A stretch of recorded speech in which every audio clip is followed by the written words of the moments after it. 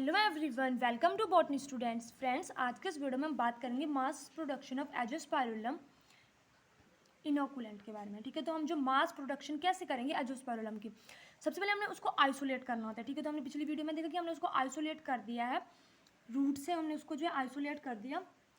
ठीक है, आइसोलेट करने के बाद हम उसको क्या करेंगे, the isolated axenic culture of Azospirillum are maintain at low temperature in refrigerator till further use. जब तक हम उसको यूज़ करेंगे तब तक उसको जो हमारा आइसोलेटेड है उसको रेफ्रिजरेटर में रखेंगे। A starter culture of Azospirillum is prepared in conical flask in sterilise broth culture of oak medium Azospirillum medium. जो हमारे पास स्टार्टेड कल्चर है एजोस्पाइरुलम का, उसको हम प्रिपेयर करेंगे किसमें, क्लोनिकल फ्लास्क में, sterilise both culture of oak medium में। ठीक है, a loop full of azoospermillum colony is transferred to this medium under aseptic condition।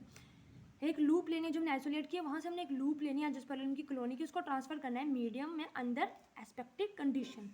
It is incorporated at 30 to 35 degree Celsius on rotary shaker और aerobic condition are maintain. अब हमने उसको incubate करना है इतने टेम्परेचर पे 30 to 35 डिग्री सेल्सियस पे, कहाँ पे, रोटरी शेकर्स पे और एरोबिक कंडीशन में।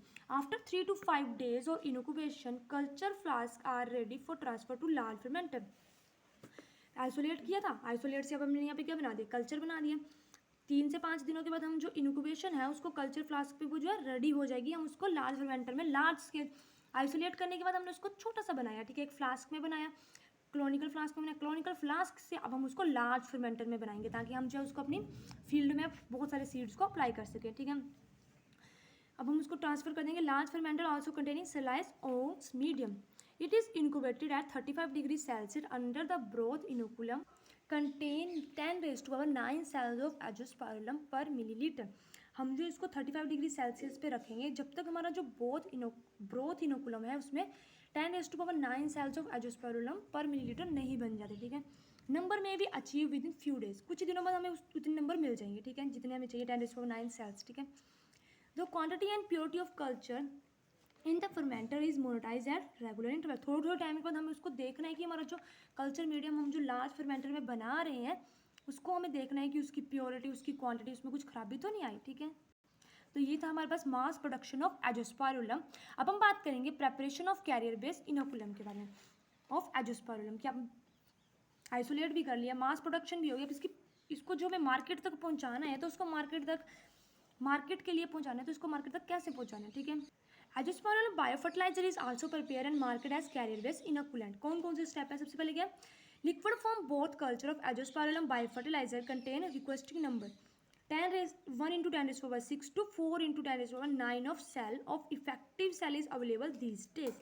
इतने साल जो हमें अवेलेबल है मार्केट में these days। ठीक है, लिक्विड फॉर्म है। फिजिकल फॉर्म जो कैरियर की वो भी मैंने पहले भी बता चुकी हूँ कि जो फिजिकल फॉर्म है उसको डिफाइन करते हैं कि हमने कैसा कैरियर मटेरियल यूज़ किया। ड्राई किया है तो हमारा जो, अगर हमने ड्राई मटेरियल यूज़ किया है अपने कैरियर के लिए तो वो ड्राई हो जाएगा, अगर लिक्विड किया तो लिक्विड आएगा। ड्राई और solid inoculant of Azospirillum can be prepared by using soil, FYM farm yard manure, peat, charcoal etcetera. ठीक है, तो हम जो है ये सब चीज़ें ड्राई फॉर्म में यूज़ कर सकते हैं। अब नेक्स्ट स्टेप आता है हमारे पास third, soil and farm yard manure in the ratio 1:3। Soil और फार्म यार्ड मैन्योर कितनी रेशियो में होगा, 1:3 have been considered best for the production of Azospirillum biofertiliser. कौन सा बेस्ट होता है, जो हम 1:3 में उसको लेते हैं। ठीक है, the bacteria can survive for 6 months in the carrier material while required cell count of 10 raised to power 6 cells per gram. हमारा जो बैक्टीरिया है एजोस्पाइरुलम वो सर्वाइव कर सकता है 6 month तक अगर हम उसको अच्छे से मेंटेन करके रखें। ठीक है, the carrier material is sterilise properly and culture both inoculum is added to it until a moisture content of 40% is obtain. Carrier material को हम स्टरलाइज करते रहेंगे और कल्चर बोथ को जो हम ऐड करेंगे उसमें जब हम कितना मॉइस्चर कंटेंट कहाँ तक हमें मिलेगा, 40% जब हमें मिल जाएगा तब तक हम उसको स्टरलाइज करेंगे। ठीक है, और उसमें ब्रोथ इनोकुलम ऐड करते रहेंगे। The carrier based inoculum is packed in polythene bag are 200 मतलब कि 250 ग्राम के, 500 ग्राम के, 1 किलो के या 5 kg तक के हम जो बैग्स हैं वो ले सकते हैं under expected conditions.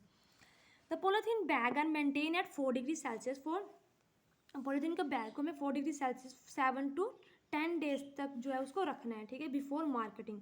The dry carrier are in the form of powder granules और बीड्स। जो ड्राई होंगे हमारे पास वो इनकी फॉर्म में हो सकते हैं। The carrier based Azospirillum biofertiliser packet और bottle are labelled with information, उनके ऊपर हमें इंफॉर्मेशन लिखनी है। जब भी हम मार्केट में जाते हैं किसी भी प्रोडक्ट को खरीदते हैं तो उसके ऊपर बहुत सारी इन्फॉर्मेशन होती है, उसका नाम, उसकी manufacture, crop for which intended, मतलब अलग अलग चीज़ें, ठीक है। तो हमें क्या लिखना है अपने एजोस्पेरुलम के जो हमारा बैग बनेगा या पैकेट या जो हमारे बॉटल्स होंगे उस पर क्या लिखना है, इन्फॉर्मेशन, प्रोडक्ट का name, manufacture, crop for which intended, minimum viable cell count, expiry date, physical form, liquid है सॉलिड है, नेट और नेट मास और volume, storage instruction such as, जिससे सब पैकेट्स में लिखा होता है कि स्टोर इन कूल और store in a cool place away from direct sunlight and heat etcetera before marketing. Marketing से पहले ये सब चीज़ें हमें जो है वो लिखनी है अपने प्रोडक्ट के ऊपर, ठीक है। इसी के साथ हमारी वीडियो कंप्लीट होती है। आई होप आपको मेरी वीडियो अच्छी लगी। अगर आपको मेरी वीडियो अच्छी लगी तो प्लीज़ मेरी वीडियो को लाइक करें, चैनल को सब्सक्राइब करें। Thank you.